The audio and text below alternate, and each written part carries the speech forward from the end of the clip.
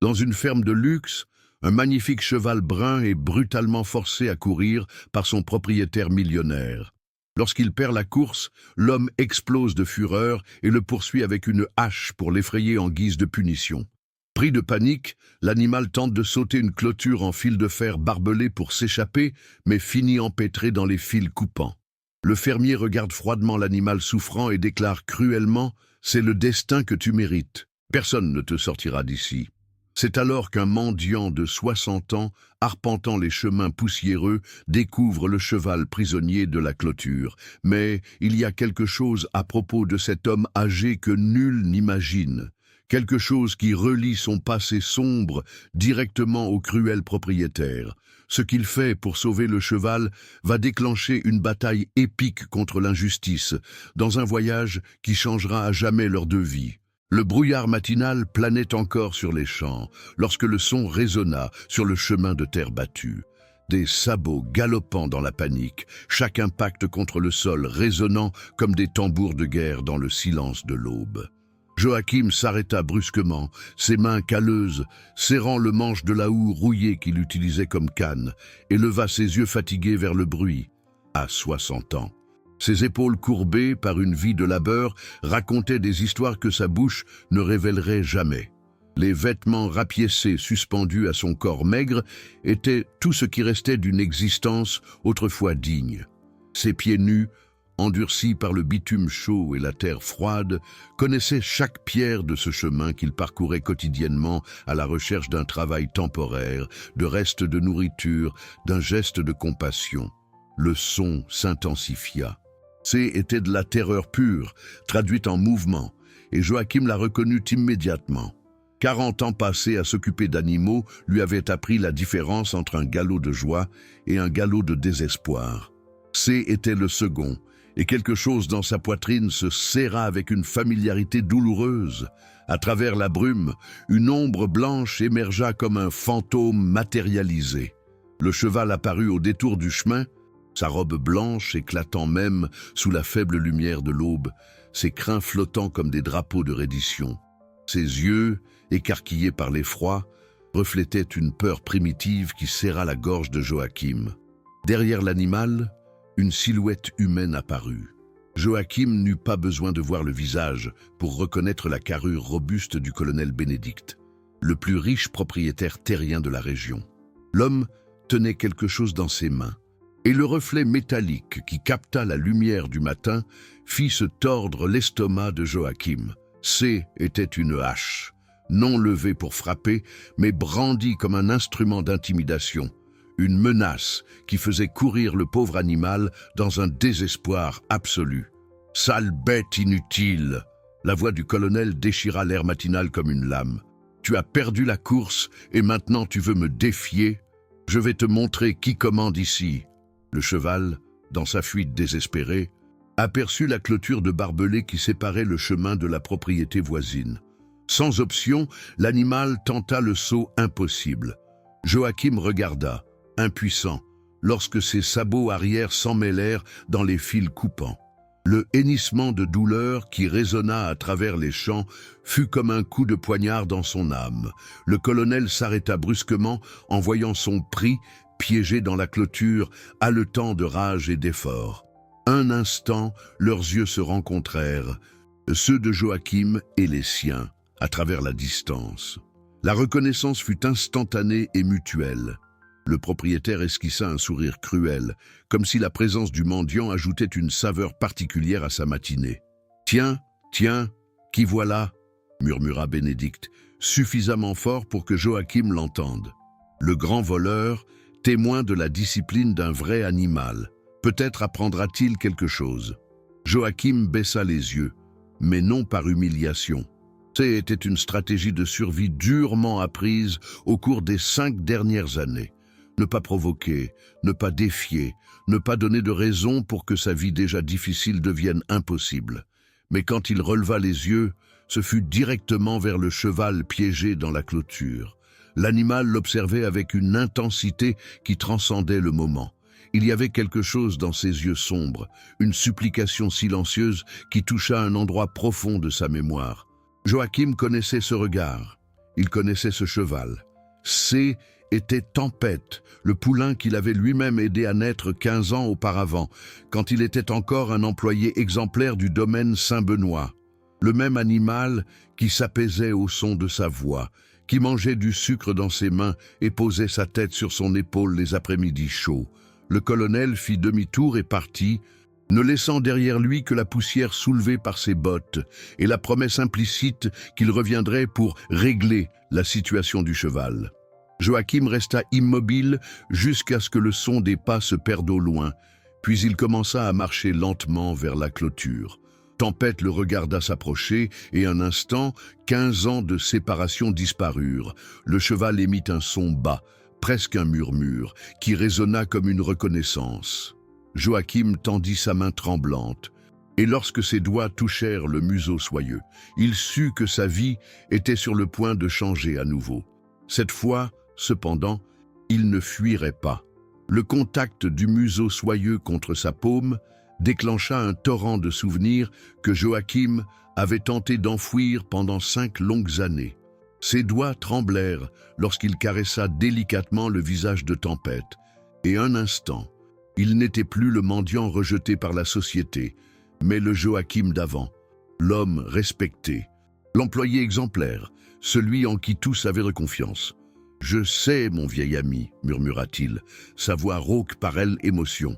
Moi non plus, je n'ai pas oublié. » Les barbelés avaient profondément coupé les pattes arrière du cheval, et de petites gouttes de sang maculaient la terre sèche. Joachim examina les blessures avec l'expérience de celui qui avait dédié toute sa vie aux soins des animaux. Rien de fatal, mais suffisamment douloureux pour maintenir Tempête immobilisée et vulnérable. Tandis que ses mains expertes évaluaient les dégâts, son esprit revint à cette nuit terrible, 5 ans auparavant.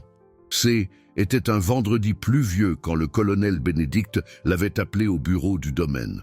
Joachim se souvenait encore de l'odeur de cuir et de tabac qui imprégnait la pièce.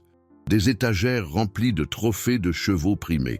Beaucoup d'entre eux étaient des animaux qu'il avait lui-même entraînés et soignés. « Joachim », avait dit le colonel, sans lever les yeux des papiers éparpillés sur la table en acajou. « J'ai découvert des irrégularités dans la comptabilité des derniers mois, de l'argent qui disparaît, de la nourriture détournée, du matériel manquant. » Le cœur de Joachim avait bondi dans sa poitrine, non par culpabilité, mais par une réelle inquiétude.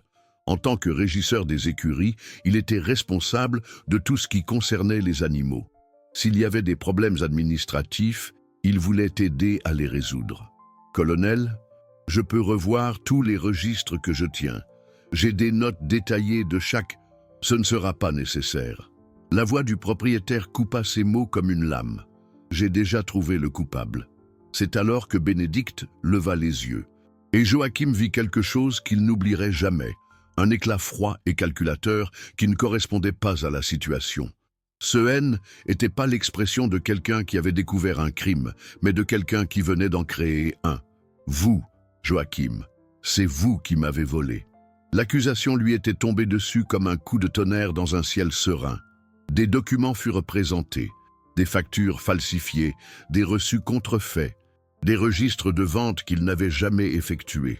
Tout semblait réel, tout désignait Joachim, et il comprit avec une horreur croissante qu'il avait été méticuleusement piégé. « Colonel, je n'ai jamais... Vous me connaissez depuis 15 ans. J'ai pris soin de vos chevaux comme s'ils étaient mes propres enfants. Et c'est exactement pour ça que vous avez réussi à me tromper si longtemps, » répliqua Bénédicte, se levant de sa chaise avec une théâtralité étudiée. « J'ai eu une confiance mal placée, Joachim. Mon erreur a été de croire en vous. » Maintenant, 5 ans plus tard, agenouillé à côté de Tempête, piégé dans la clôture, Joachim comprenait enfin ce qui s'était réellement passé cette nuit-là. Le colonel n'avait pas découvert un coupable. Il avait créé un bouc émissaire pour masquer sa propre incompétence administrative. Les affaires du domaine battaient de l'aile depuis des mois. Des dépenses excessives et de mauvais investissements avaient généré des pertes, et quelqu'un devait en payer le prix. Joachim avait été le choix parfait, un employé trop loyal pour se défendre correctement, trop respecté pour que quiconque mette en doute les accusations et trop pauvre pour engager un avocat compétent. Le son de pas sur le chemin de terre le ramena au présent.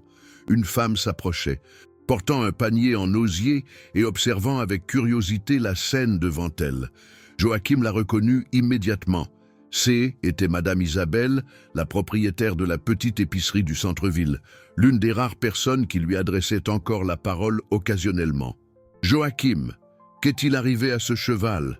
Il se leva lentement, essuyant ses mains maculées de sang sur sa chemise déchirée. « Il s'est pris dans les barbelés, Madame Isabelle. Il est blessé, mais ce n'est pas grave. » La femme s'approcha, fronçant les sourcils en reconnaissant l'animal. « Ce n'est pas le cheval primé du colonel Bénédicte, celui qui a gagné la course l'année dernière? C'est bien lui, Tempête. » Isabelle l'observa avec une expression intriguée. « Vous connaissez ce cheval ?» Pendant un instant, Joachim hésita. Parler du passé signifiait ouvrir des blessures qu'il préférait garder fermées. Mais quelque chose dans la façon dont Tempête l'observait, confiant et attentif, le fit opter pour la vérité. « J'ai aidé ce cheval à naître, Madame Isabelle. J'ai pris soin de lui pendant ses premières années, avant que tout n'arrive. » La compréhension apparut lentement sur le visage de la femme. Elle connaissait l'histoire, comme tout le monde dans la région. La différence était que, contrairement à la plupart, Isabelle avait toujours eu des doutes sur la version officielle des faits. « Et maintenant, qu'allez-vous faire ?» Joachim regarda Tempête, puis ses propres mains calleuses. La réponse sortit de ses lèvres, avant même que son esprit conscient ne la formulât complètement. « Je vais m'occuper de lui. Je ne peux pas faire grand-chose, mais je peux essayer de soulager sa douleur. » Isabelle hocha lentement la tête, puis ouvrit son panier et en sortit un morceau de pain et une petite bouteille d'eau. « Prenez, vous aurez besoin d'énergie. » Quand elle partit, laissant Joachim seul avec Tempête à nouveau, l'homme sut qu'il venait de franchir une ligne invisible. Il n'y avait plus moyen de faire semblant de ne pas voir, de ne pas se soucier, de pouvoir simplement continuer sa route. Le colonel Bénédicte avait détruit sa vie une fois. Maintenant, en décidant d'aider Tempête, Joachim savait qu'il se mettait à nouveau dans le viseur de l'homme le plus puissant de la région. Mais cette fois, il n'était pas prêt à reculer sans se battre. La lune croissante éclairait faiblement le chemin lorsque Joachim revint la première nuit. Il avait passé la journée entière à penser à Tempête, imaginant l'animal seul et blessé, piégé dans ce fil barbelé cruel. Pendant ses marches à la recherche de travail, ses pensées revenaient constamment à ses yeux qu'il avait reconnus, à ce museau qui avait cherché son contact avec la confiance des temps passés. Il portait avec lui une bouteille en plastique d'eau qu'il avait réussi à remplir à une fontaine publique et quelques brins d'herbe qu'il avait discrètement cueillis tout au long de la journée. Ce N n'était pas grand-chose, mais C était tout ce qu'il pouvait offrir. Ses pieds nus connaissaient chaque pierre de ce chemin, et il se déplaçait silencieusement dans l'obscurité, guidé par la mémoire et la détermination. Quand il arriva sur les lieux, Tempête leva immédiatement la tête. Le cheval avait passé toute la journée dans cette position inconfortable, les pattes arrière toujours emmêlées dans les barbelés, mais ses yeux brillèrent en reconnaissant la silhouette familière qui s'approchait. « Calme-toi, mon ami », murmura Joachim, sa voix basse pour ne pas attirer l'attention. « Je suis venu m'occuper de toi. » Il s'approcha lentement, laissant Tempête renifler sa présence avant de tendre la main. Le cheval posa son museau dans sa paume, et Joachim sentit une vague d'émotion qui faillit le faire s'effondrer. Était comme si 15 ans de séparation se dissolvaient dans ce simple geste de confiance. Ses mains calleuses commencèrent à examiner soigneusement les barbelés qui retenaient les pattes de l'animal. Le métal était complexe, et chaque mouvement devait être calculé pour ne pas causer plus de blessures. Joachim travailla patiemment, murmurant des mots de réconfort, tandis que ses doigts saignaient des coupures des fils tranchants. « Tu te souviens quand tu étais petit ?» murmura-t-il, tout en desserrant délicatement l'un des fils. « Tu ne pouvais pas dormir les nuits d'orage.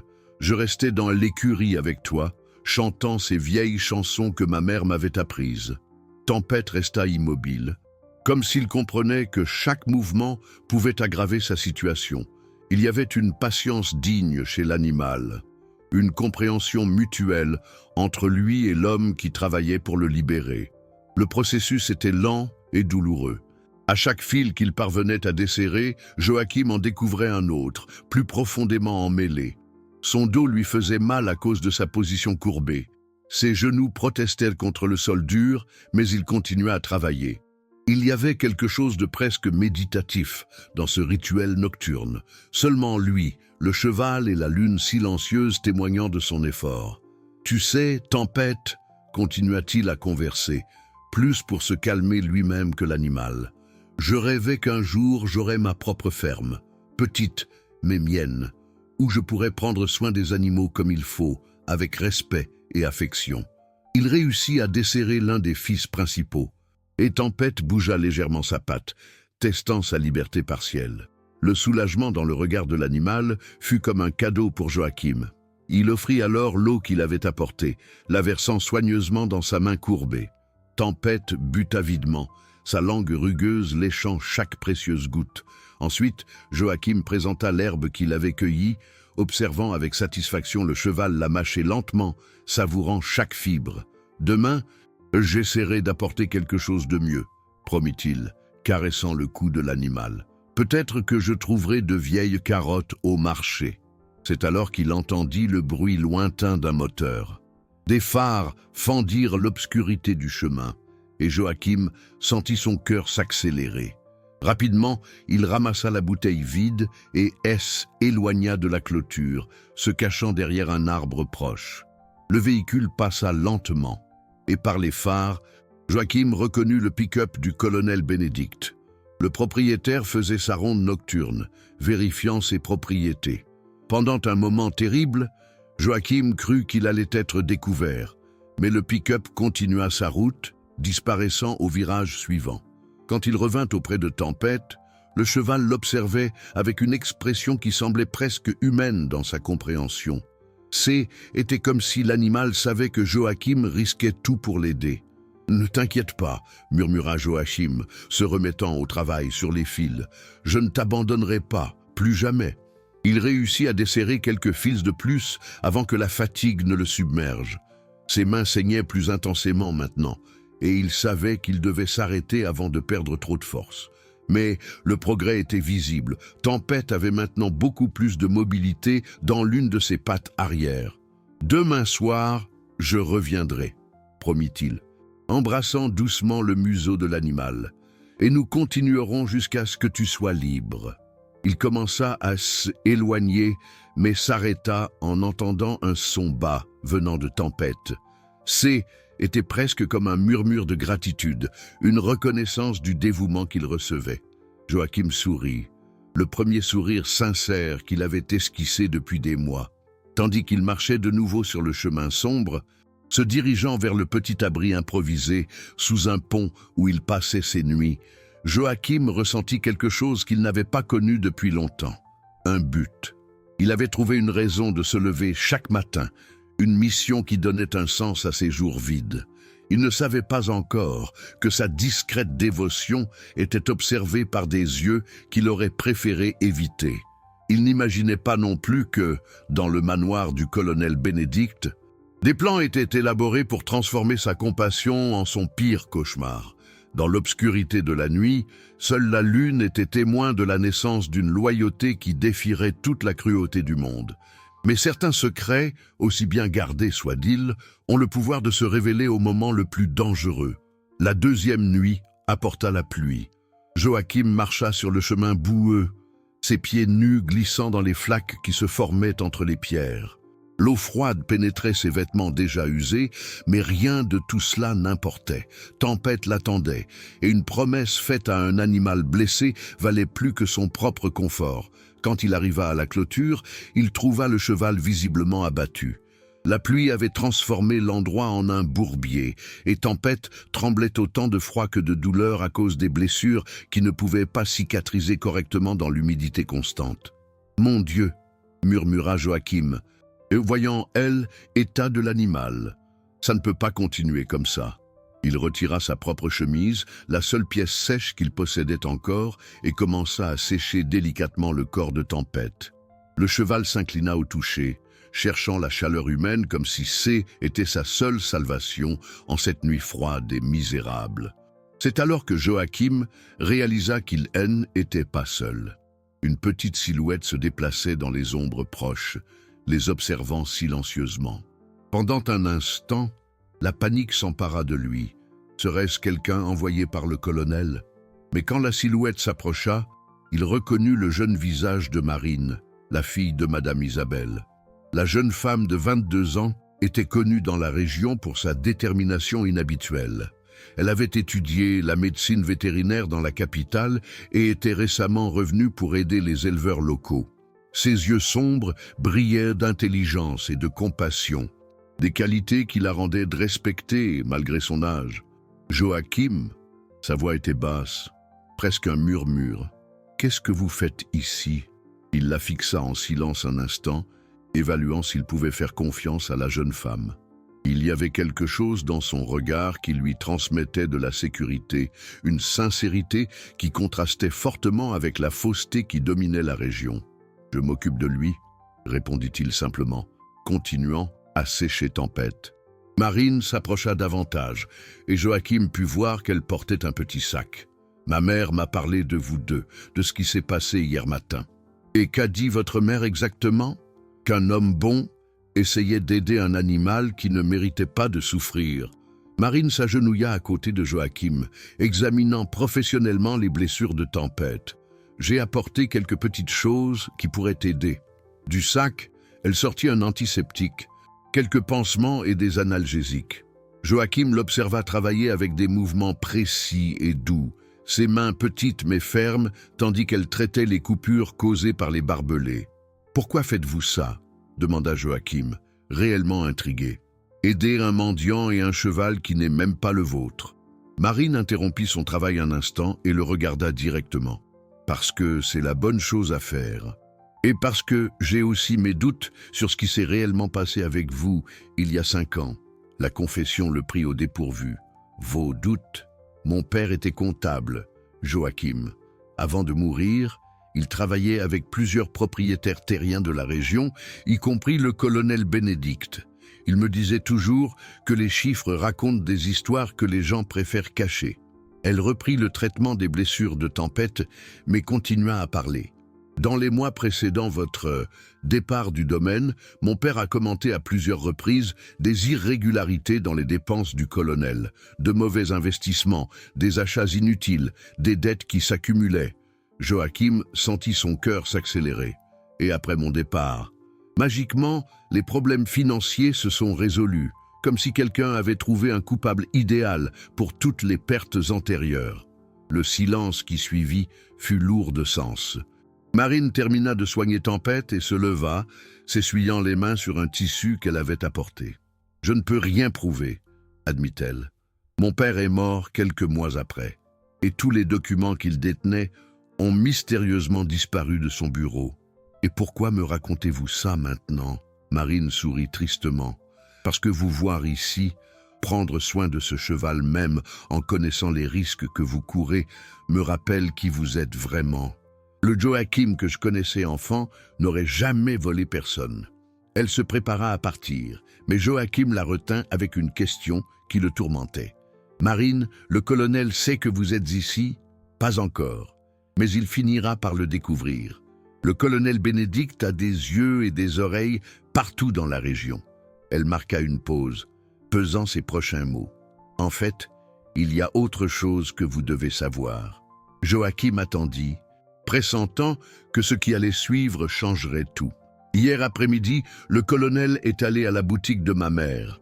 Il a posé plusieurs questions sur vous, où vous dormiez, si quelqu'un vous avait offert du travail, si vous aviez été vu souvent par ici. » Le sang de Joachim se glaça dans ses veines. « Et qu'a dit votre mère ?»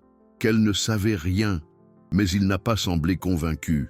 Marine toucha doucement son bras. « Joachim, quel que soit votre plan pour aider Tempête, vous devez être très prudent. Le colonel se méfie. » Après le départ de Marine, Joachim resta un peu plus longtemps avec Tempête, mais son esprit était agité. Si le colonel enquêtait déjà sur sa présence dans la région, combien de temps faudrait-il pour qu'il découvre ses visites nocturnes au cheval? Tandis qu'il travaillait pour desserrer d'autres fils, une nouvelle inquiétude grandit en sa poitrine. Et si sa tentative d'aider Tempête finissait par mettre d'autres personnes en danger? Marine et Madame Isabelle lui avaient déjà montré de la gentillesse. Et dans le monde contrôlé par le colonel Bénédicte, la gentillesse pouvait être sévèrement punie. Quand il fit finalement ses adieux à Tempête cette nuit-là, Joachim portait une sombre certitude. Le temps était compté. Bientôt, très bientôt, il serait forcé de prendre une décision qui définirait non seulement le destin du cheval, mais aussi le cours de sa propre vie. Et au fond de son cœur, il savait qu'il avait déjà fait son choix. L'aube de la 3e matinée apporta une découverte qui fit se tordre l'estomac de Joachim. Quand il s'approcha de la clôture où Tempête restait piégée, il trouva quelque chose qui n'était pas là la nuit précédente. Une petite caméra de sécurité installée discrètement sur un poteau proche, son objectif dirigé exactement vers l'endroit où se trouvait le cheval. Joachim s'arrêta brusquement, faisant semblant de ne faire que passer sur le chemin. Son cœur battait la chamade tandis qu'il observait la caméra du coin de l'œil.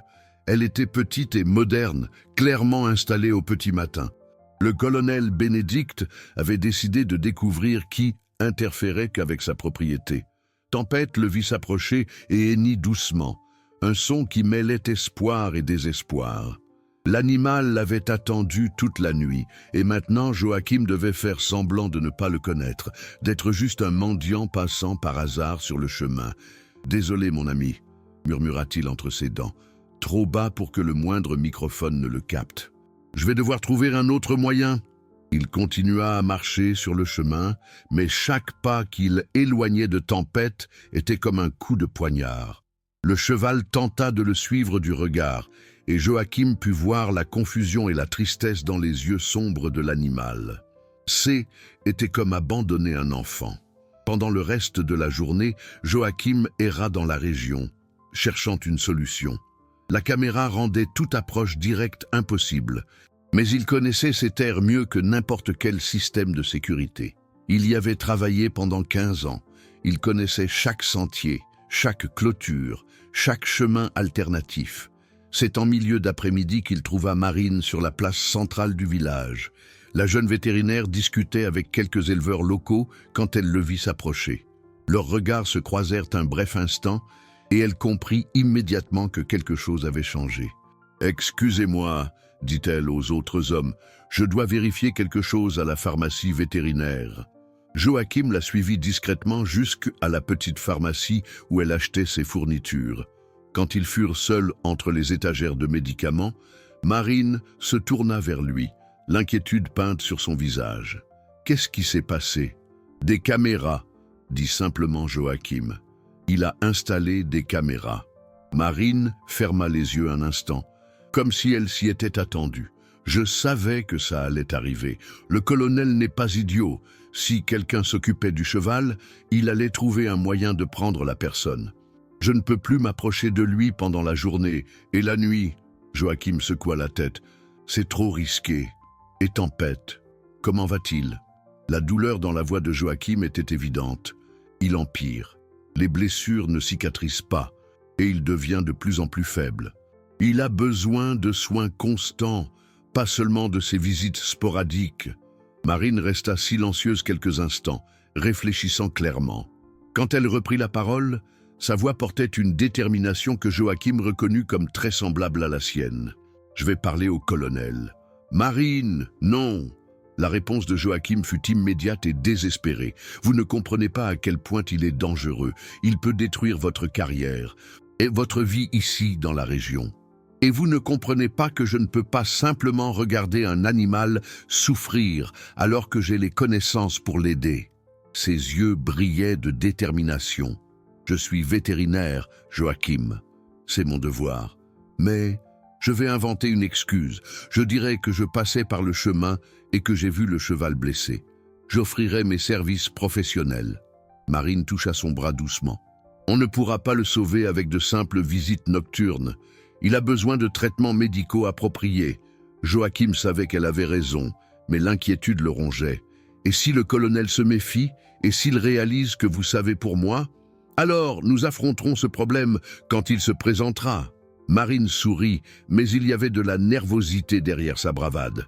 Pour l'instant, concentrons-nous sur le sauvetage de Tempête. Ils se séparèrent avec un plan simple. Marine irait trouver le colonel Bénédicte cet après-midi même, offrant ses services vétérinaires pour soigner le cheval blessé.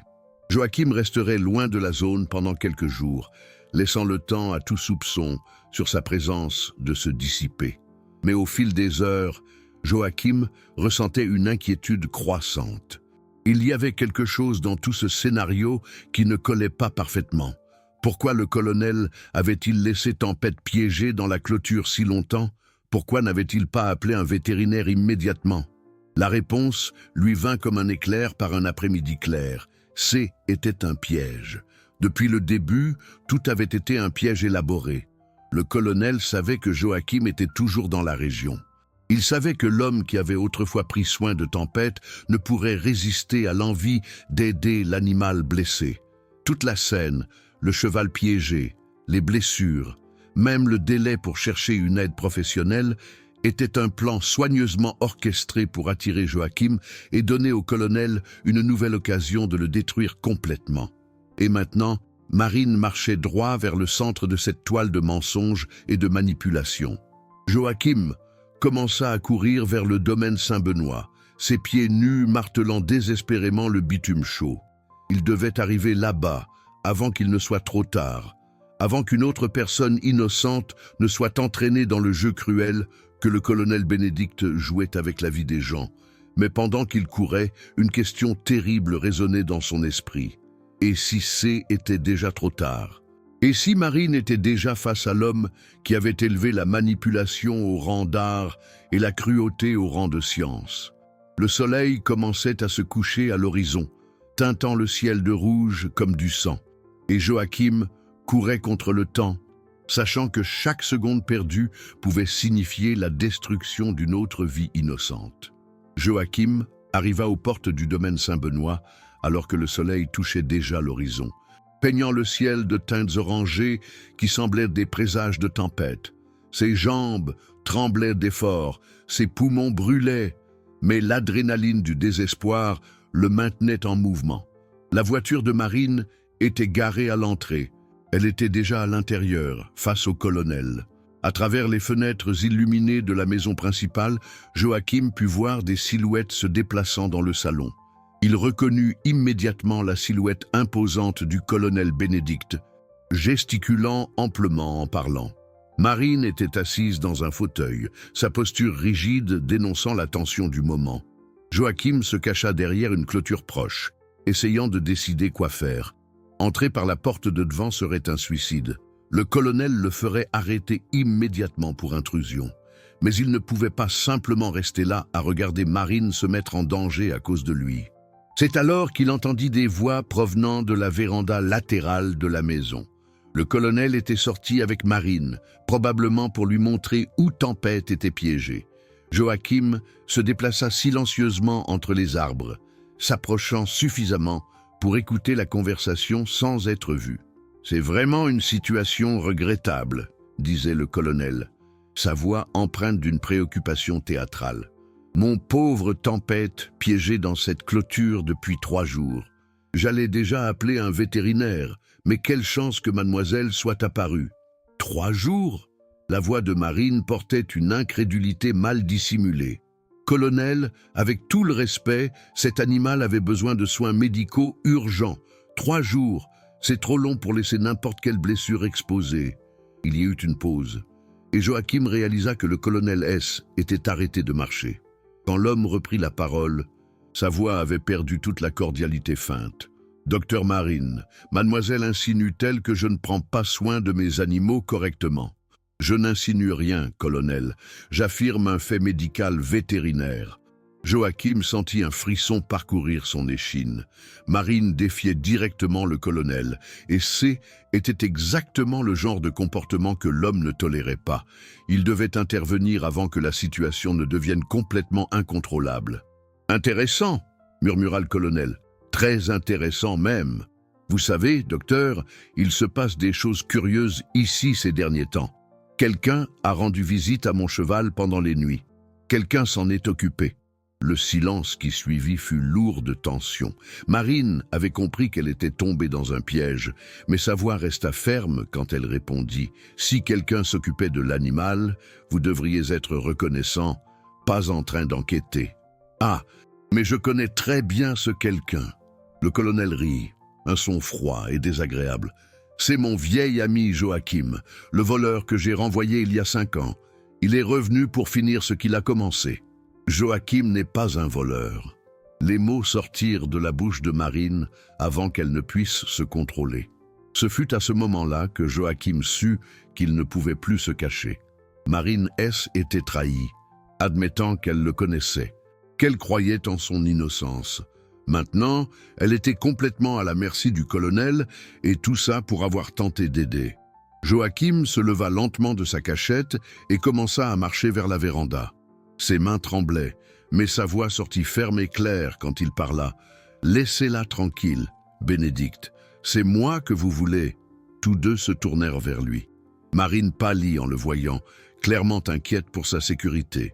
Le colonel, en revanche, sourit comme un prédateur qui venait de voir sa proie marcher volontairement dans le piège. « Joachim, quelle belle surprise !» Le sarcasme dégoulinait de chaque mot.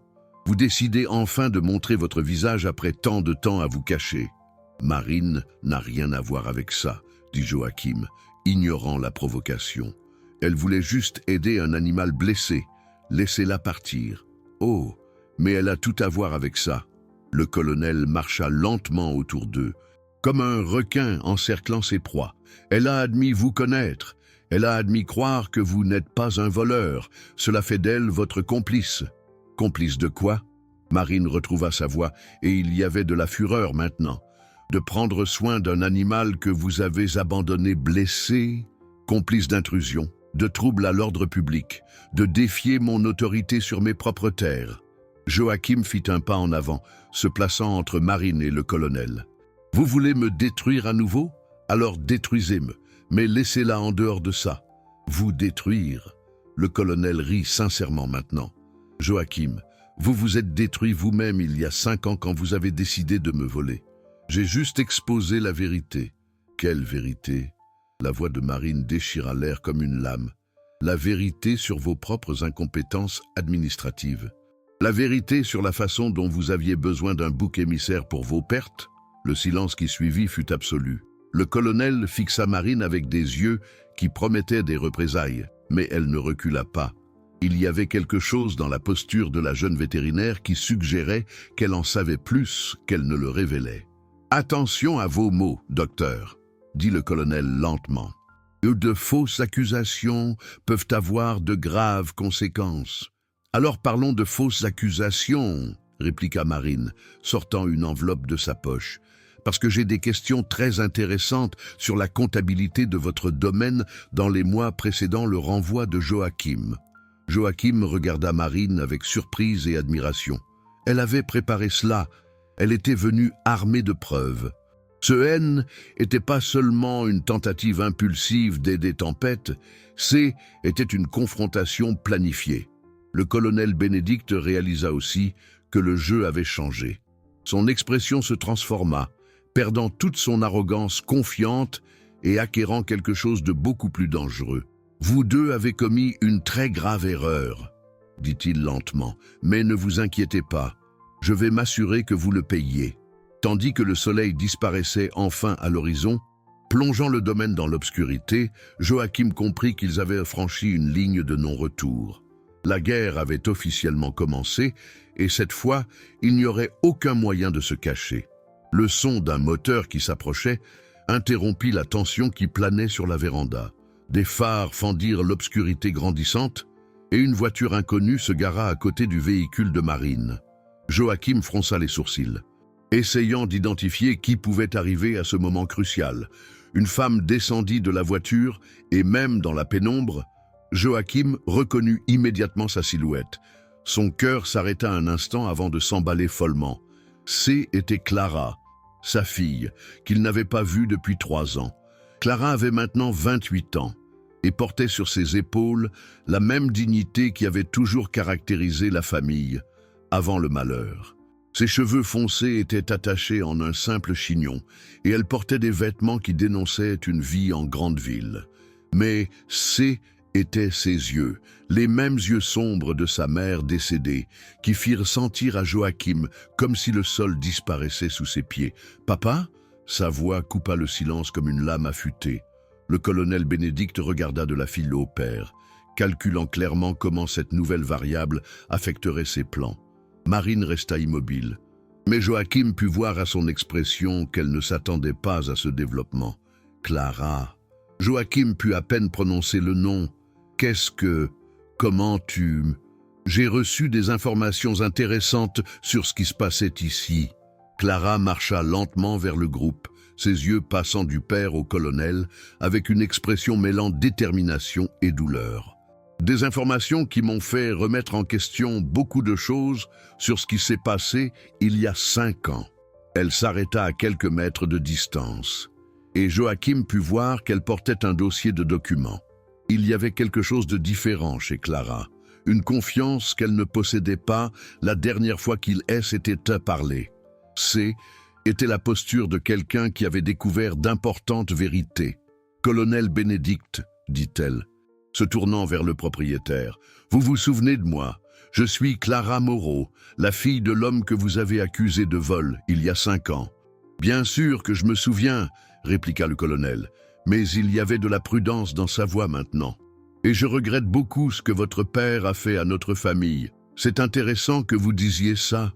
Clara sourit, mais il n'y avait aucune chaleur dans son sourire, parce que j'ai passé les 2 dernières années à enquêter sur ce que mon père a vraiment fait.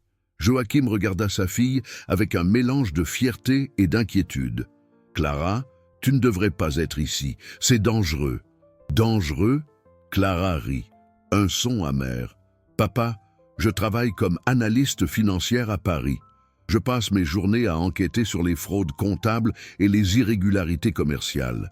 Quand j'ai commencé à recevoir des tuyaux anonymes sur des incohérences dans la comptabilité du domaine Saint-Benoît, j'ai décidé de mener ma petite enquête personnelle. » Le colonel Bénédicte fit un pas en arrière et Joachim réalisa que l'homme était réellement inquiet pour la première fois depuis le début de la conversation. « Des tuyaux anonymes ?» demanda Marine, intriguée. « Quelqu'un m'a envoyé des copies d'anciens documents du domaine, des registres d'achat, de vente, d'investissement faits les années précédant le renvoi de mon père. » Clara ouvrit son dossier et en sortit plusieurs papiers.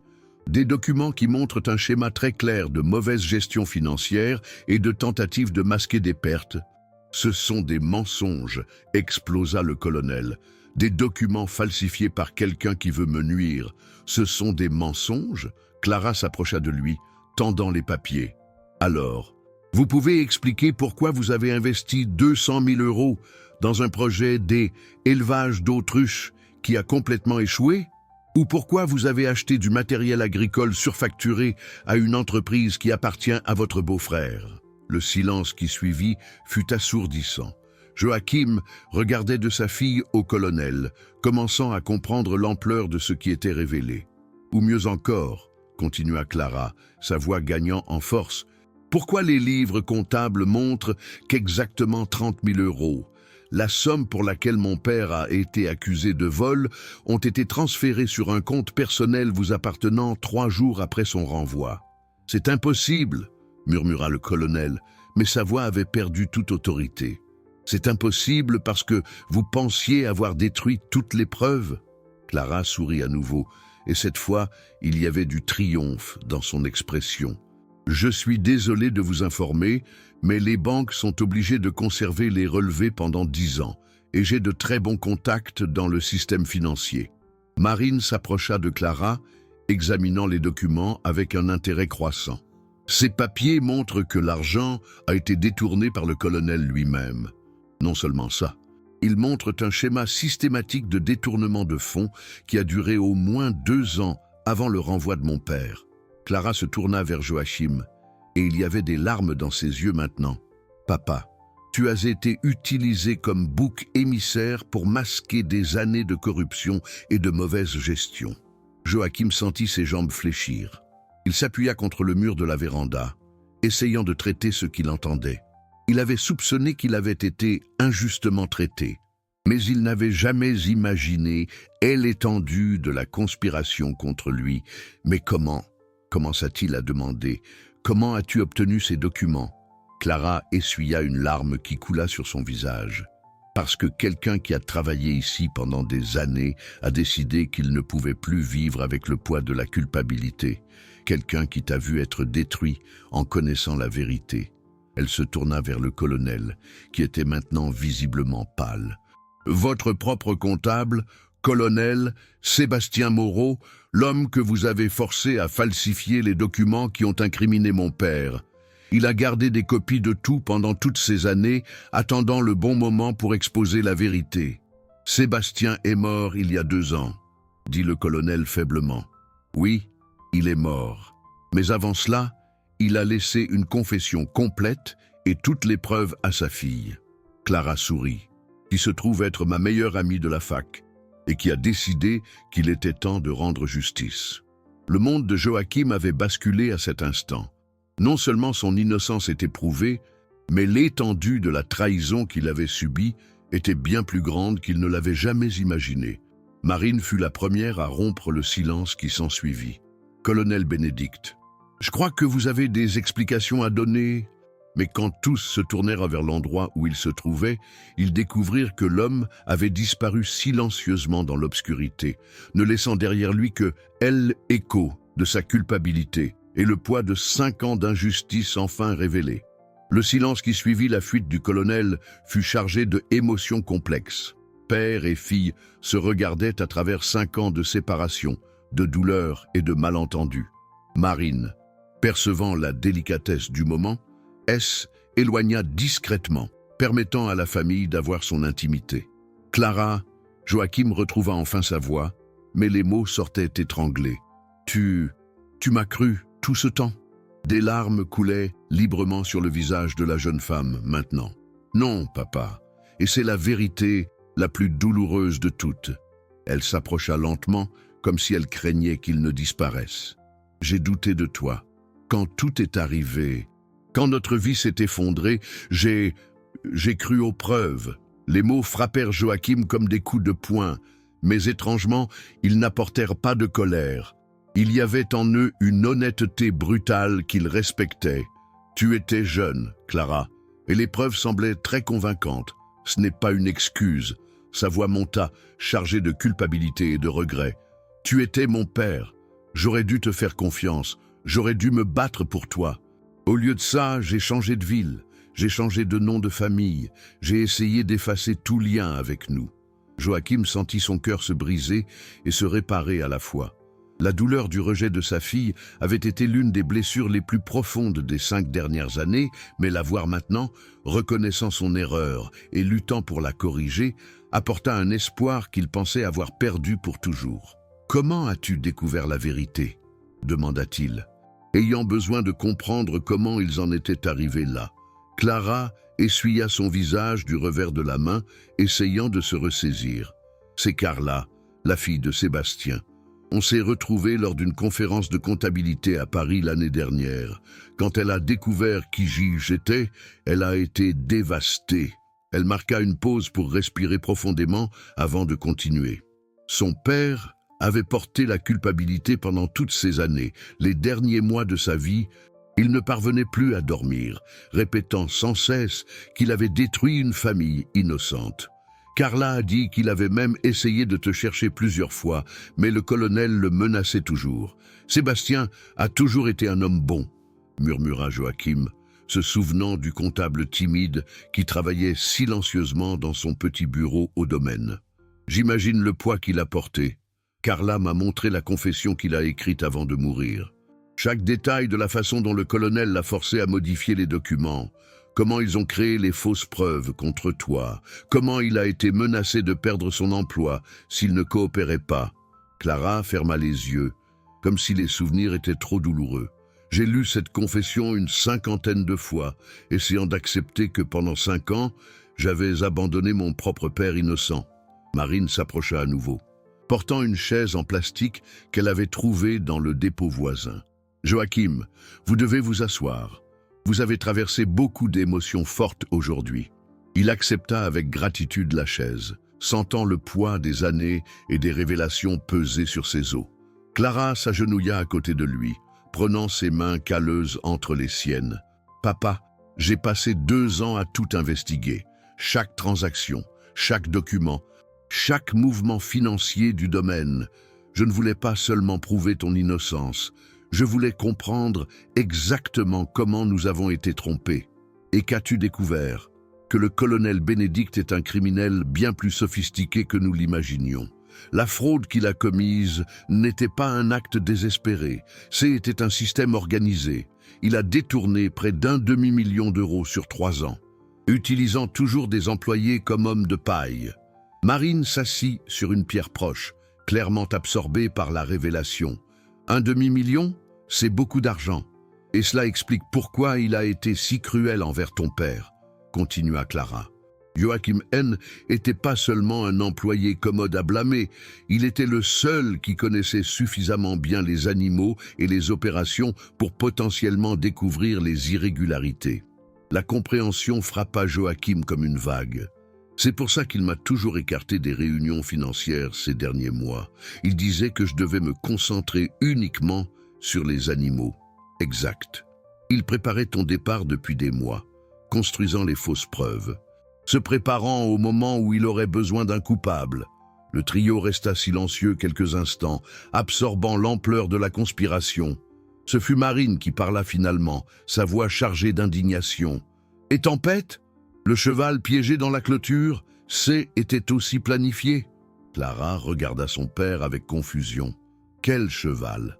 Joachim raconta rapidement les derniers jours, comment il avait trouvé Tempête piégée, ses soins nocturnes, comment cela avait mené à la confrontation de cette nuit.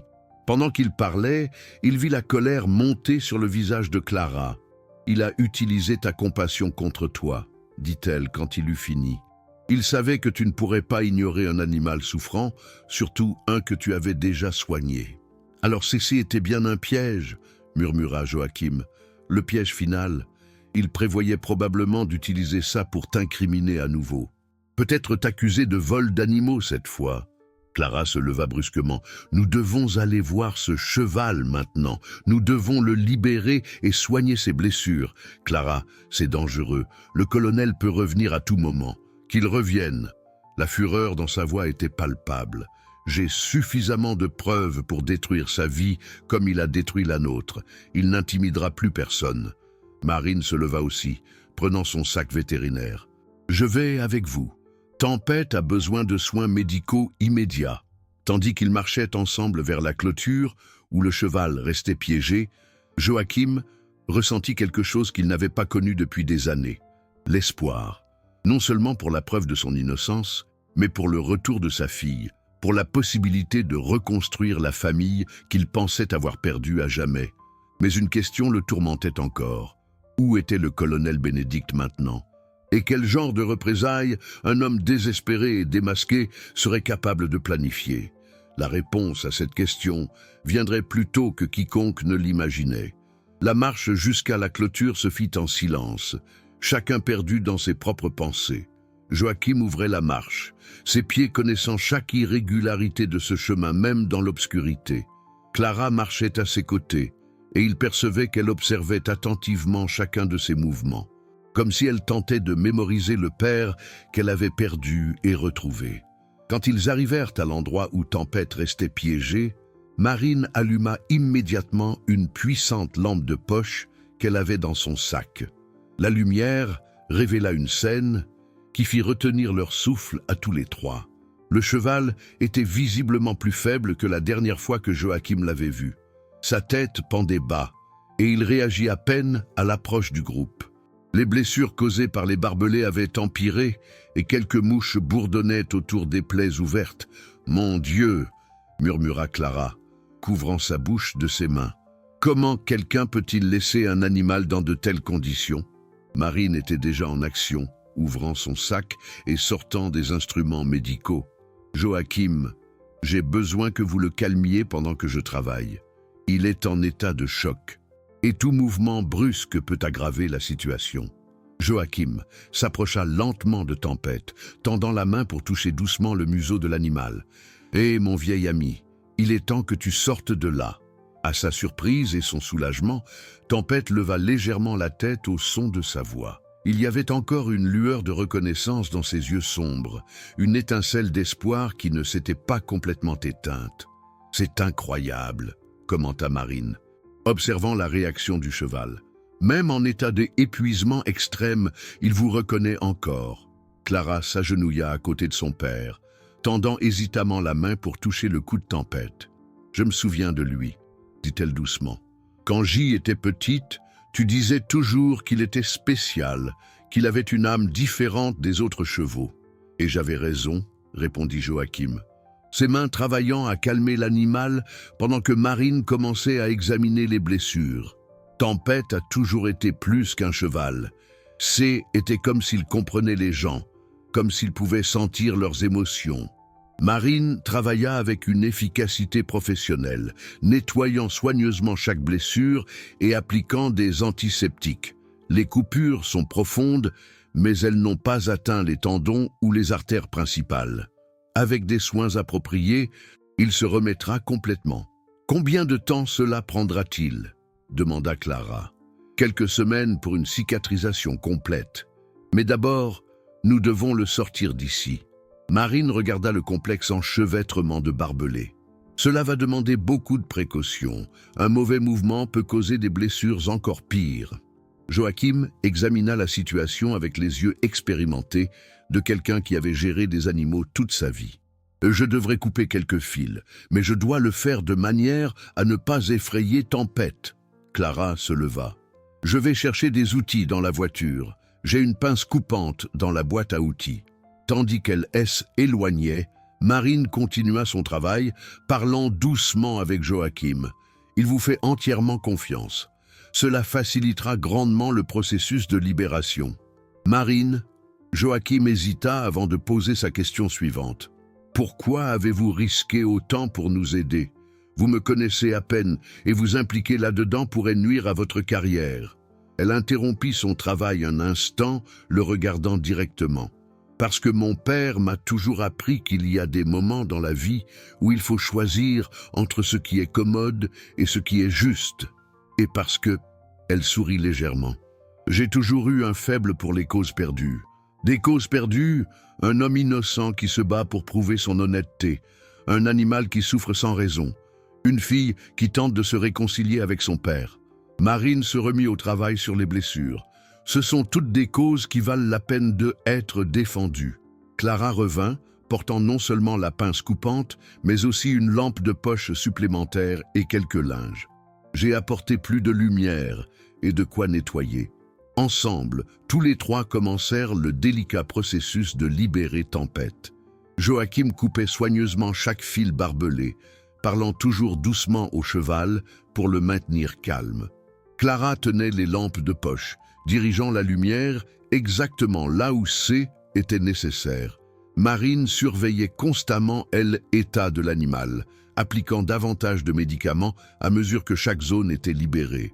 Le travail dura plus d'1 heure. Chaque fil coupé révélait de nouveaux enchevêtrements et il fallait s'arrêter fréquemment pour vérifier que Tempête N n'était pas blessé davantage. Mais progressivement, le cheval retrouva sa liberté de mouvement. Quand ils coupèrent enfin le dernier fil, Tempête resta immobile quelques instants, comme s'il n'arrivait pas à croire qu'il était libre. Puis, lentement, il tenta de faire un pas. Ses jambes tremblèrent d'effort et de faiblesse, mais il réussit à bouger. Joachim le soutint, permettant à l'animal de s'appuyer sur lui tandis qu'il testait chaque patte. « Ça marche », murmura Clara, des larmes de soulagement coulant sur son visage. Marine fit un examen final. vérifiant chaque blessure et appliquant des bandages là où était nécessaire. Il aura besoin de repos et de soins constants les prochains jours.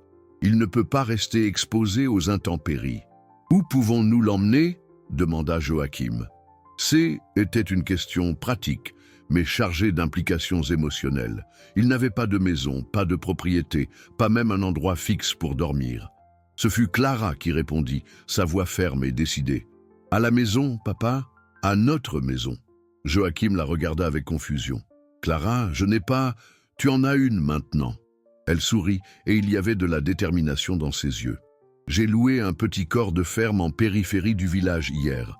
Il y a des écuries, un pâturage, tout ce dont Tempête aura besoin pour se rétablir. Tu as fait quoi ? Je savais qu'après aujourd'hui, nous aurions besoin d'un endroit pour recommencer. Nous tous. » Clara regarda de Joachim à Tempête. Une famille brisée, un cheval blessé et une vérité qui a enfin éclaté. Nous avons beaucoup de travail de guérison devant nous. Tandis que Tempête faisait ses premiers pas hésitants vers la liberté, soutenu par Joachim et surveillé attentivement par Marine, une nouvelle réalité commençait à prendre forme. Il ne s'agissait pas seulement de prouver l'innocence ou d'exposer la culpabilité de quelqu'un. Il s'agissait de reconstruire des vies qui avaient été déchirées par l'injustice. Mais tandis qu'ils se préparaient à quitter ce lieu de souffrance, aucun d'eux ne remarqua la silhouette qui les observait dans l'ombre, planifiant un dernier mouvement désespéré pour empêcher la vérité de se manifester pleinement. Le colonel Bénédicte N était pas prêt à accepter la défaite sans un combat final. L'aube trouva Joachim assis sur une simple chaise en bois, observant Tempête se reposer dans l'écurie propre de la petite ferme que Clara avait louée. Le cheval dormait profondément pour la première fois depuis des jours. Ses blessures correctement soignées et son corps enfin détendu dans un environnement sûr. La propriété était modeste mais accueillante. Une petite maison de 2 chambres, une écurie bien construite et environ 5 hectares de pâturage verdoyant. Était exactement le genre d'endroit que Joachim avait toujours rêvé de posséder, mais qu'il n'avait jamais imaginé pouvoir redevenir une réalité. Clara apparut à la porte de l'écurie, portant 2 tasses de café chaud. Elle n'avait dormi que quelques heures, mais semblait déterminée à profiter de chaque instant avec le père qu'elle avait retrouvé. « Comment va-t-il » demanda-t-elle, offrant l'une des tasses à Joachim. « Mieux, beaucoup mieux. » Joachim accepta le café avec gratitude, sentant la chaleur se répandre dans ses mains calleuses. Marine a fait un excellent travail. Les blessures sont propres et les bandages bien fixés. Clara s'assit sur une chaise à côté de lui, et pendant quelques minutes, ils restèrent dans un silence confortable, père et fille enfin réunis après tant d'années de séparation. « Papa !» Clara rompit finalement le silence. « J'ai besoin de te demander pardon pour bien plus que d'avoir douté de toi. » Joachim la regarda, voyant des larmes se former dans ses yeux. Quand tout est arrivé, quand notre vie s'est effondrée, J était furieuse. Furieuse contre toi pour nous avoir prétendument trahis. Furieuse contre le monde pour être injuste. Furieuse contre moi-même pour ne pas avoir réussi à maintenir notre famille unie. Clara essuya une larme qui coula. Mais plus que ça, j'avais peur. Peur de quoi ? Peur de devenir pauvre. Peur de perdre mon statut à l'université. Peur que les gens me voient comme la fille d'un voleur. Sa voix était chargée de honte. Alors je me suis enfui. J'ai changé de ville. J'ai changé de nom de famille. J'ai construit une nouvelle vie où personne ne connaissait notre histoire. Joachim tendit la main et toucha doucement le bras de sa fille. Clara, tu étais jeune. Il est naturel d'avoir peur quand toute ta vie est bouleversée. Mais toi, tu ne t'es pas enfui, papa. Même en perdant tout, même en étant humilié et rejeté, tu es resté ici. Tu as affronté la honte, la pauvreté, le mépris des gens. Clara le regarda directement. As-tu à garder ta dignité quand j'ai perdu la mienne? Ne dis pas ça. Tu as bâti une carrière, une vie indépendante. Cela demande aussi du courage. J'ai bâti une vie basée sur le reniement de qui J était vraiment. Pendant 5 ans, chaque fois que quelqu'un me posait des questions sur ma famille, j'inventais des histoires. Je disais que mes parents étaient morts, que J était orpheline. Clara ferma les yeux, comme si les souvenirs étaient trop douloureux. Je t'ai tué dans ma tête parce que était plus facile que d'affronter la réalité. Le silence qui suivit fut lourd, mais non inconfortable. Était le genre de silence qui permettait aux vérités difficiles d'être absorbées et digérées. « Et qu'est-ce qui a changé ?» demanda Joachim doucement. Carla m'a montré une photo de son père dans les derniers jours de sa vie. Il était visiblement malade, rongé par la culpabilité de ce qu'il avait fait. Et elle m'a dit quelque chose que je n'ai jamais oublié. La culpabilité est une prison que nous construisons nous-mêmes, et seuls nous pouvons trouver la clé pour en sortir. Clara se leva et marcha jusqu'à l'endroit où Tempête se reposait, observant l'animal qui symbolisait tant de souffrance et maintenant l'espoir de guérison.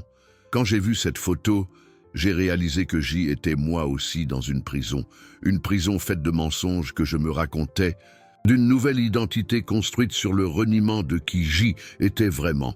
Elle se tourna vers Joachim, et j'ai réalisé que je ne pouvais me libérer qu'en affrontant la vérité. Même si la vérité pouvait confirmer tes pires soupçons sur moi, surtout alors. Parce que si tu étais vraiment coupable, j'avais besoin de faire la paix avec ça.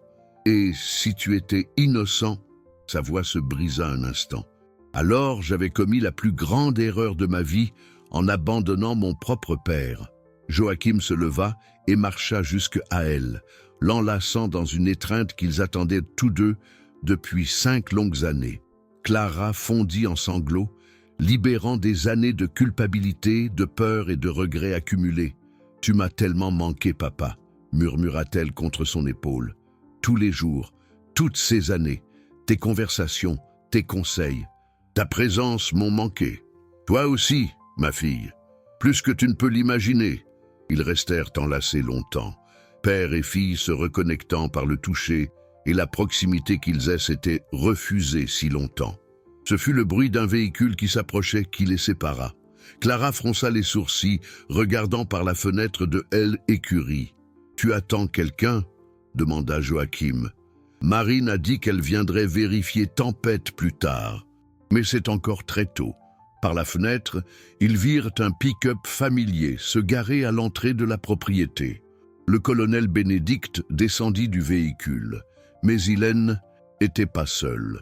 2 hommes l'accompagnaient, des individus que Joachim reconnut comme des hommes de main que le propriétaire engageait parfois pour des services spéciaux. « Il est venu jusqu'ici », murmura Clara, sa voix mêlant incrédulité et peur.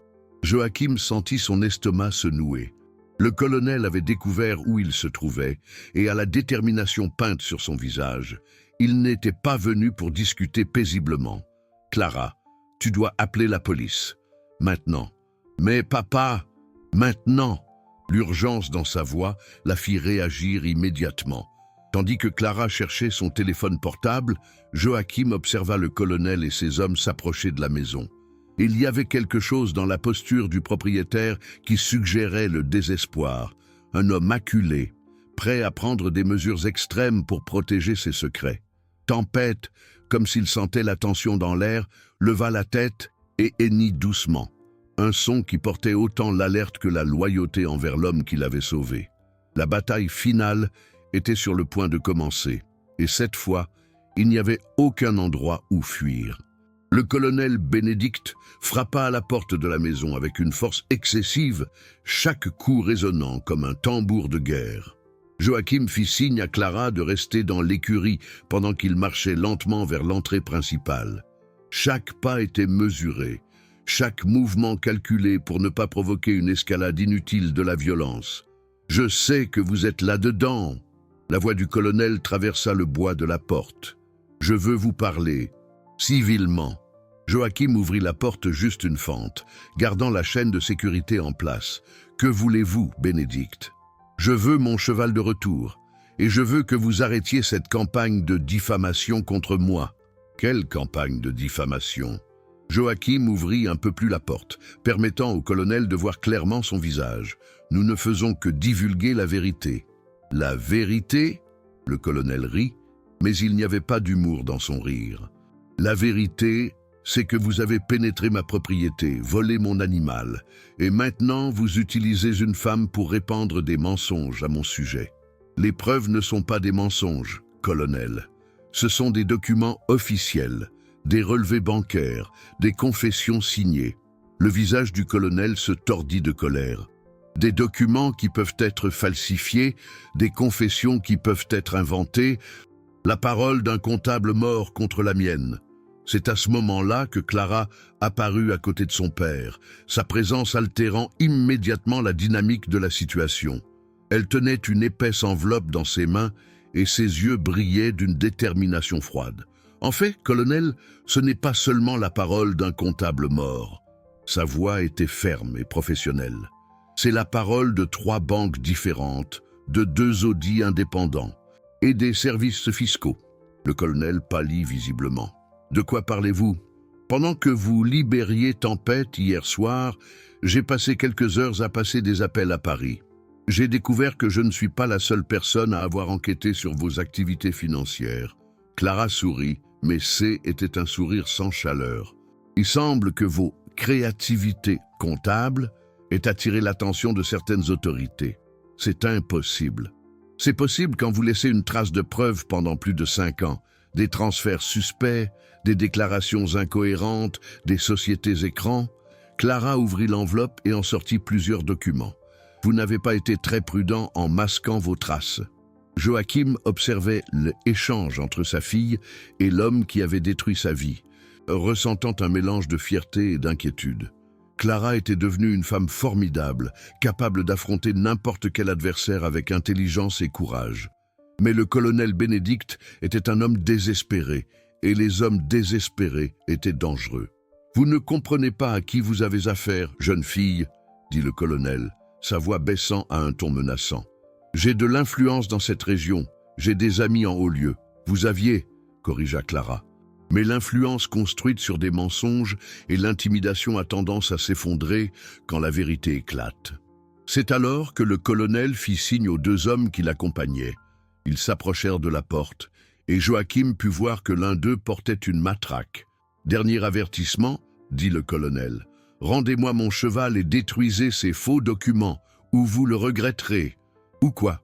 Clara fit un pas en avant. Se plaçant entre son père et les hommes de main, « Vous allez nous agresser, détruire notre propriété, nous menacer comme vous l'avez fait avec Sébastien pendant des années, si nécessaire. » C'est à ce moment-là que le son des sirènes devint audible au loin. Le colonel regarda nerveusement dans la direction du bruit, réalisant que sa fenêtre d'opportunité se refermait rapidement. « La police, » dit simplement Clara. « Je les ai appelés dès votre arrivée. Et aussi quelques journalistes locaux qui pourraient être intéressés par une histoire de corruption et d'abus de pouvoir. » L'expression du colonel passa de menaçante à désespérée. « Vous ne savez pas ce que vous faites. Je peux faire de votre vie un enfer. » « Notre vie a déjà été un enfer, » répondit Joachim, retrouvant enfin sa voix. « Pendant 5 ans, j'ai vécu comme un paria, rejeté par la communauté que je considérais comme ma famille. Pendant 5 ans, ma fille a vécu en niant sa propre identité. Vous nous avez déjà fait le pire. Et maintenant, » continua Clara, « il est temps pour vous d'affronter les conséquences de vos actes. » Les sirènes étaient de plus en plus proches, et le colonel savait qu'il n'avait plus le temps. Il fit un dernier geste désespéré, tentant de pousser la porte et d'entrer de force dans la maison. Mais Joachim était préparé. Des années de travail acharné avaient maintenu sa force. Et il réussit à maintenir la porte fermée jusqu'à l'arrivée des véhicules de police sur la propriété. Ce qui s'ensuivit fut une confusion de voix, d'explications et d'accusations. Les policiers séparèrent toutes les personnes impliquées, tandis que Clara présentait méthodiquement toutes les preuves qu'elle avait recueillies. Les documents furent examinés, des appels furent passés et progressivement, la vérité fut officiellement établie. Marine arriva au milieu de la confusion, initialement préoccupée par Tempête, mais comprenant rapidement l'ampleur de ce qui se passait. Elle rejoignit Joachim et Clara, offrant son témoignage sur l'état dans lequel elle avait trouvé le cheval et sur les menaces que le colonel avait proférées. Quand les policiers emmenèrent finalement le colonel Bénédicte, menotté et balbutiant des protestations sur son innocence, un étrange calme descendit sur la petite ferme. Les hommes de main furent également arrêtés. Et les menaces qui avaient plané sur la famille se dissipèrent enfin. Joachim regarda Clara, qui observait la voiture de police éloignée, emportant l'homme qui avait détruit leur vie. Il y avait des larmes dans ses yeux, mais ce haine n'était pas des larmes de tristesse. « C'est fini, papa », murmura-t-elle. « Enfin fini. » Mais même en sachant que la justice s'accomplissait, Joachim sentait que la véritable guérison ne faisait que commencer. Récupérer sa réputation était important, mais reconstruire sa relation avec Clara et retrouver sa place dans le monde serait le véritable défi.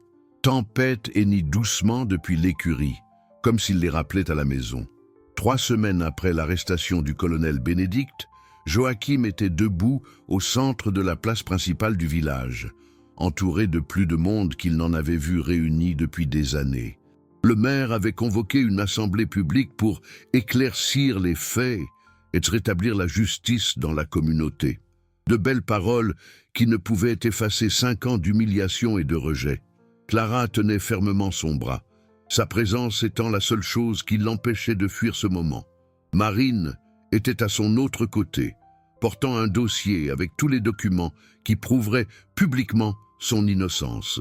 Tempête attendait à la maison, complètement rétabli et paissant librement dans les champs verts de la petite ferme qu'ils appelaient désormais leur foyer. « Tu n'as pas besoin de faire ça, papa », murmura Clara pour la 10e fois ce matin-là. « Tu as déjà prouvé ton innocence.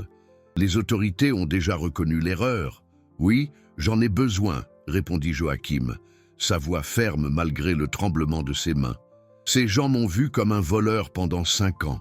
Ils m'ont ignoré, rejeté, traité comme si j'y étais invisible. Ils méritent d'entendre la vérité directement de ma bouche. » Le maire monta sur la petite estrade improvisée et demanda le silence. La foule se tut progressivement, tous les regards se tournant vers l'homme qui avait autrefois été respecté et qui était maintenant sur le point de voir son honneur publiquement restauré. « Mesdames et messieurs, » commença le maire, « nous sommes ici aujourd'hui pour corriger une terrible injustice qui a marqué notre communauté pendant les 5 dernières années. » Joachim observa les visages dans la foule. Certaines personnes évitaient son regard, clairement honteuses d'avoir cru au mensonge. D'autres le fixaient avec curiosité, comme s'ils voyaient un fantôme du passé. Quelques-unes, comme Madame Isabelle, souriaient d'un air encourageant, montrant qu'elle n'avait jamais complètement perdu confiance en lui. « Joachim Moreau, » continua le maire, a été injustement accusé de vol il y a 5 ans. Aujourd'hui, grâce au travail d'enquête de sa fille Clara et aux preuves recueillies, nous savons qu'il était complètement innocent. Un murmure parcourut la foule. Joachim savait que beaucoup de ces personnes avaient déjà entendu des rumeurs sur son innocence. Mais entendre la confirmation officielle était différent. Plus encore, le maire éleva la voix. Nous avons découvert que Joachim a été victime d'une conspiration élaborée par le colonel Bénédicte pour masquer ses propres crimes financiers. Le murmure se transforma en conversation plus bruyante. Certaines personnes semblaient réellement choquées, d'autres ne faisaient que confirmer des soupçons qu'elles nourrissaient depuis des années. C'est alors que le maire appela Joachim sur l'estrade. « Je voudrais inviter monsieur Joachim Moreau à prendre la parole. » Joachim sentit ses jambes vaciller. Pendant 5 ans, il avait rêvé de ce moment. La chance de laver son nom publiquement, de restaurer son honneur devant la communauté qu'il avait rejetée. Mais maintenant que le moment était venu, les mots semblaient avoir complètement fui son esprit. Clara serra son bras d'encouragement. « Allez, papa, dis-leur qui tu es vraiment. » Joachim marcha lentement jusqu'à l'estrade, sentant chaque regard rivé sur lui. Quand il arriva au microphone, il regarda la foule et vit des visages qu'il connaissait depuis l'enfance, des commerçants avec qui il avait fait affaire, des voisins qui avaient été des amis, des gens qu'il avait autrefois respectés puis méprisés. « Je ne sais pas trop quoi dire », commença-t-il, sa voix rauque par elle émotion. « Pendant 5 ans, j'ai porté le poids d'une fausse accusation. Pendant 5 ans, j'ai marché dans ces rues en étant traité comme un criminel. » Le silence était absolu maintenant. Chaque personne sur la place était entièrement concentrée sur ses paroles. Il y a eu des moments où j'ai presque cru que J était peut-être vraiment coupable de quelque chose. Des moments où la douleur du rejet était si grande que je me demandais s'il ne serait pas plus facile d'admettre simplement des crimes que je n'avais jamais commis. Il fit une pause, cherchant la force de continuer.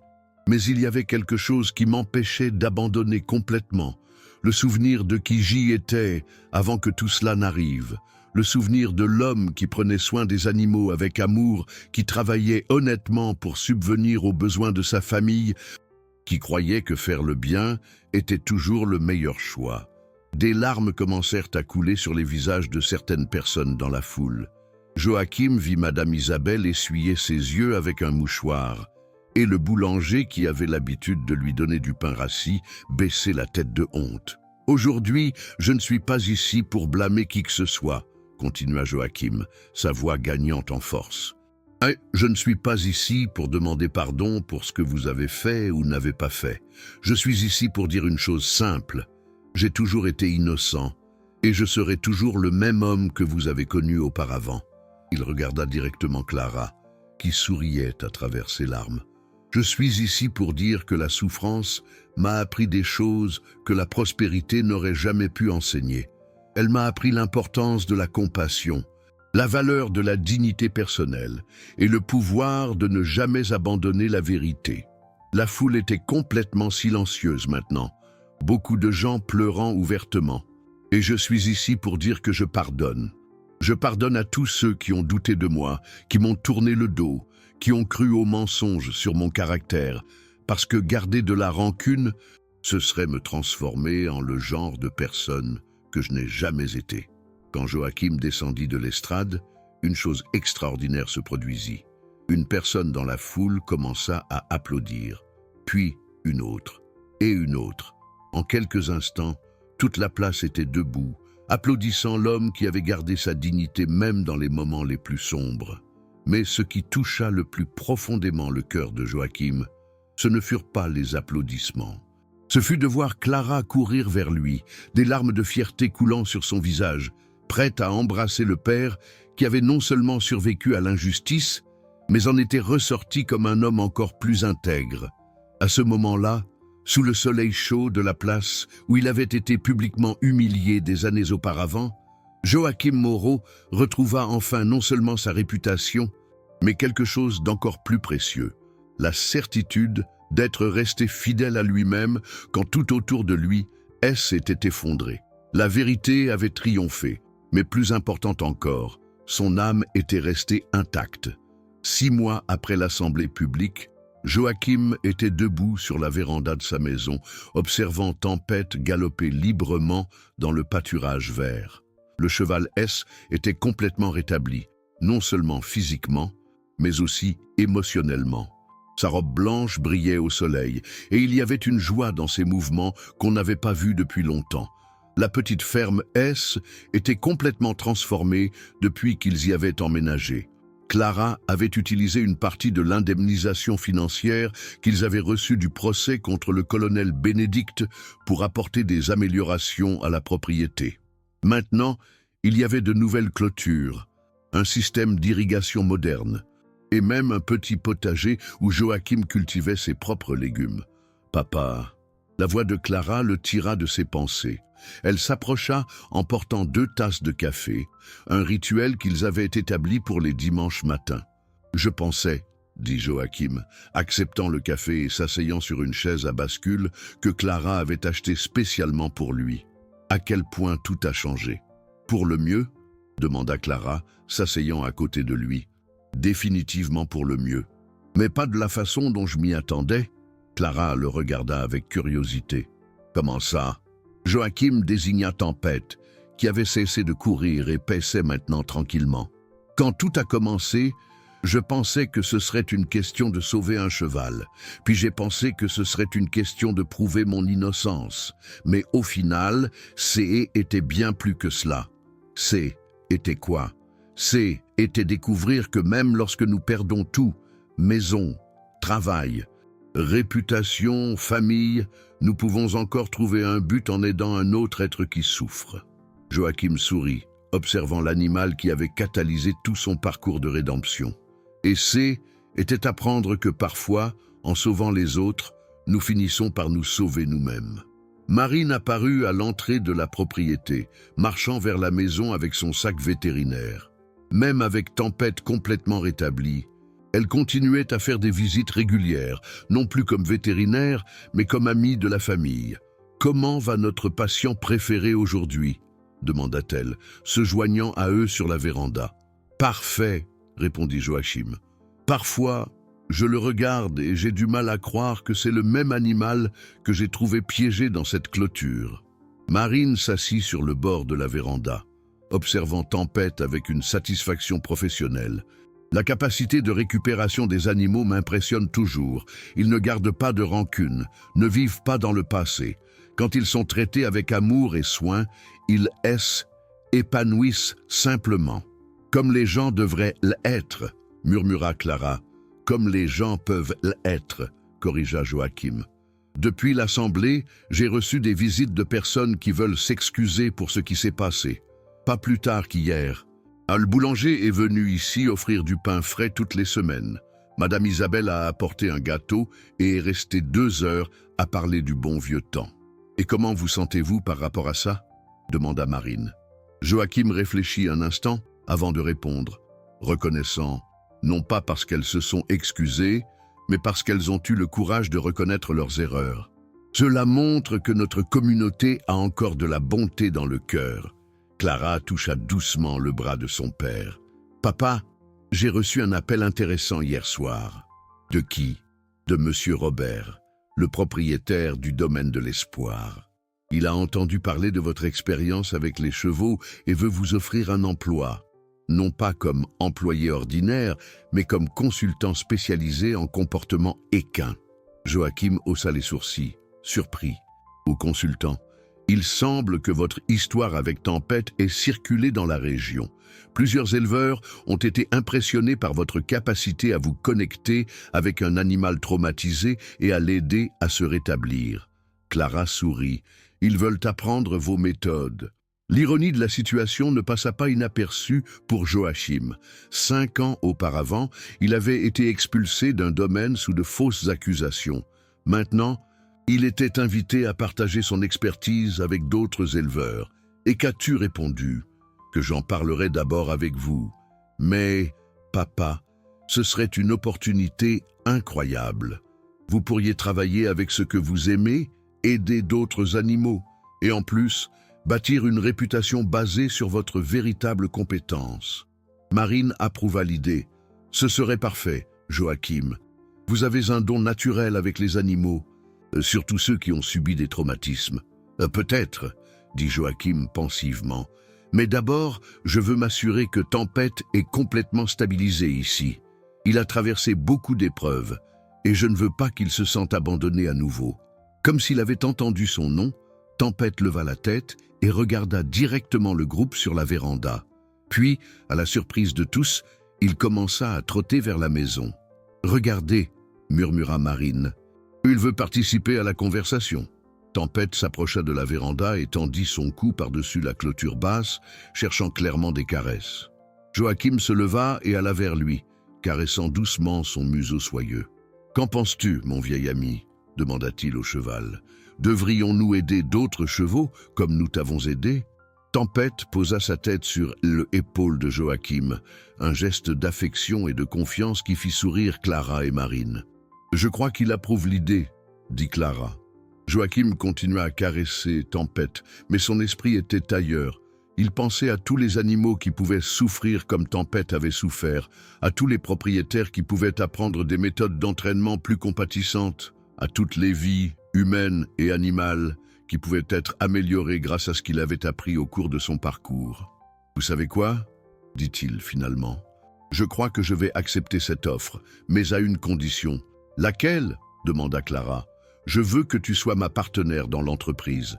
Tu as une formation en gestion, tu connais les aspects légaux, tu peux aider à tout structurer correctement. » Clara resta silencieuse un instant, visiblement émue par la proposition. « Papa, j'adorerais travailler avec toi, mais j'ai mon emploi à Paris. Et si tu pouvais faire les deux, travailler à distance une partie du temps, venir ici les week-ends et les jours fériés ?»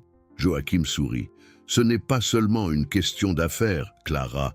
C'est une question de prendre le temps de reconstruire notre relation, de récupérer les années que nous avons perdues. Des larmes brillèrent dans les yeux de Clara. « Tu le voudrais vraiment ? Plus que tout au monde. » Tempête hennit doucement, comme s'il donnait son approbation au plan.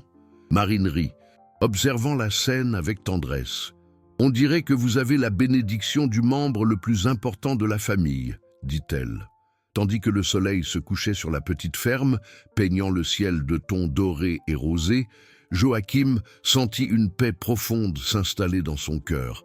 Son parcours de souffrance était terminé, mais un nouveau parcours de but et de connexion ne faisait que commencer.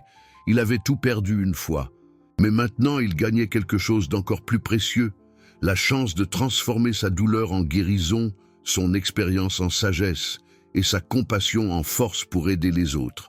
1 an après l'assemblée publique, Joachim était debout au même endroit où il avait trouvé Tempête piégée dans la clôture de barbelés.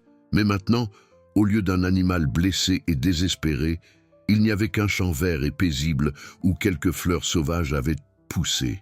La clôture avait été retirée et remplacée par une clôture basse en bois qui ne représentait aucun danger pour aucune créature. Clara était à ses côtés, tenant une petite affiche qui serait installée là en mémoire de tous les animaux qui avaient souffert inutilement. L'idée venait d'elle, transformer ce lieu de douleur en un symbole d'espoir et de renouveau. « Papa, » dit-elle, observant les fleurs qui dansaient doucement dans la brise matinale. « Tu regrettes quelque chose ?» Joachim réfléchit à la question que sa fille posait fréquemment, comme si elle avait encore besoin d'être rassurée sur le fait qu'ils avaient pris les bonnes décisions. « D'avoir souffert ? Non. » Sa réponse surprit Clara, comme toujours. « La souffrance m'a appris qui je suis vraiment. Elle m'a appris que je peux tout perdre et quand même garder mon humanité intacte. Et d'avoir perdu 5 ans avec nous. Ces années n'ont pas été perdues. Ma fille, elles ont été investies pour faire de nous les personnes que nous devions être pour être ici aujourd'hui. » Joachim sourit, observant Tempête paître tranquillement à quelques mètres de distance. « Si rien de tout cela, haine, était arrivé, tu serais encore une jeune femme qui définissait sa valeur parce que les autres pensaient d'elle. Et moi, je serais encore un homme qui n'aurait jamais vraiment testé sa propre force. » Clara hocha la tête, comprenant la sagesse des paroles de son père. Au cours des derniers mois, elle avait quitté son emploi à Paris et SS était installé définitivement à la ferme. Ensemble, ils avaient créé un centre de réhabilitation pour chevaux traumatisés qui gagnait en reconnaissance dans toute la région. « Et Marine ?» demanda Clara, souriant en voyant la vétérinaire s'approcher, portant son sac et accompagnée d'un jeune couple qui amenait un cheval visiblement effrayé. « Marine a trouvé sa véritable vocation, » répondit Joachim. « Elle a toujours été une excellente vétérinaire, mais maintenant elle est aussi une guérisseuse des âmes, tant humaines qu'animales. » Ils observèrent Marine parler doucement au couple, leur expliquant le processus de réhabilitation que leur cheval subirait. Il y avait une sérénité dans sa posture qui n'existait pas auparavant, la satisfaction de quelqu'un qui avait trouvé son véritable but dans la vie. « Onde et le colonel ?» Clara posait rarement des questions à son sujet, mais aujourd'hui semblait être un jour pour boucler toutes les boucles du passé. Le colonel paie pour ses choix, non seulement légalement, mais en vivant avec le poids de savoir qu'il a détruit des vies par avidité et orgueil. Joachim marqua une pause. « Parfois, je pense que ma prison était plus libératrice que la sienne. » « Comment ça ? » « Ma prison était externe. Pauvreté, rejet, humiliation. Mais à l'intérieur, je suis resté libre. Sa prison est interne. Culpabilité, amertume, solitude. Et ce genre de prison n'a pas de clé que d'autres peuvent tourner. » Tempête leva la tête et commença à marcher vers eux, comme il le faisait chaque matin. C était un rituel quotidien. Le cheval cherchait Joachim pour recevoir des caresses et, d'une certaine manière, offrir sa propre forme de gratitude silencieuse. « Bonjour, mon vieil ami » murmura Joachim, caressant le cou soyeux de l'animal. Prêt pour une autre journée de travail ? Tempête était devenue une partie intégrante du centre de réhabilitation. Sa présence calme et confiante aidait d'autres chevaux traumatisés à se sentir en sécurité. C était comme s'il comprenait que sa propre guérison lui donnait la responsabilité d'aider les autres à trouver la leur. Clara installa soigneusement l'affiche sur le nouveau poteau. Les mots qu'elle avait choisis étaient simples mais puissants, en mémoire de toutes les créatures qui ont souffert et en célébration de la capacité infinie de guérison et de renouveau qui existe dans chaque cœur qui s'ouvre à l'amour. « Parfait, » dit Joachim, lisant les mots à haute voix. « Ta mère serait fière de toi. Elle serait fière de nous deux, » corrigea Clara. « De la façon dont nous avons transformé la douleur en but, le traumatisme en guérison, la séparation en union. » Marine s'approcha d'eux après avoir installé le nouveau cheval dans le écurie de quarantaine. « Comment va notre patient numéro 50 ?»« Effrayé, mais avec du potentiel, » répondit Joachim. « Je commencerai à travailler avec lui demain. Tempête peut aider. Il a un don particulier avec les nouveaux arrivants. Vous savez que notre liste d'attente compte maintenant plus de 100 cas ?» dit Marine. Mais il y avait de la fierté dans sa voix, pas d'inquiétude. 100 familles qui sont prêtes à investir dans la guérison au lieu d'abandonner leurs animaux, observa Clara. Cela montre que notre message se répand. Notre message est simple, dit Joachim, regardant autour de la propriété qui était devenue bien plus qu'une maison. C'était un sanctuaire, un lieu de guérison, un témoignage vivant du pouvoir de la compassion. Peu importe la profondeur des blessures, peu importe à quel point l'espoir semble perdu, il y a toujours un chemin de retour vers la lumière. Le soleil était haut maintenant, réchauffant la terre et faisant briller les fleurs de couleurs vibrantes. Joachim regarda sa fille, son amie chère Marine, Tempête paissant paisiblement, le centre de réhabilitation qu'ils avaient construit ensemble, et sentit une profonde gratitude remplir son cœur. Il avait commencé ce voyage comme un mendiant solitaire, marchant sur un chemin poussiéreux. Il le terminait comme un homme entouré d'amour, de but et d'espoir, non seulement pour lui-même, mais pour tous ceux que son histoire toucherait. « Vous savez quoi ?» dit-il, passant ses bras autour des épaules de Clara et Marine. « Je pensais que l'opposé de la souffrance était le bonheur, mais maintenant je sais que l'opposé de la souffrance est le but. Et quand nous trouvons notre but, le bonheur devient une conséquence naturelle. » Tempête hennit doucement, comme s'il était d'accord avec cette philosophie. Et tandis que les 3 amis retournaient à la maison, suivis par le cheval qui avait catalysé toute cette transformation, l'avenir étendait devant eux, brillant de possibilités infinies, parce que certaines histoires ne se terminent pas, elles se transforment simplement en de nouveaux départs, résonnant à travers le temps comme des rappels que l'espoir, une fois planté dans un sol fertile de compassion, trouve toujours un moyen de fleurir.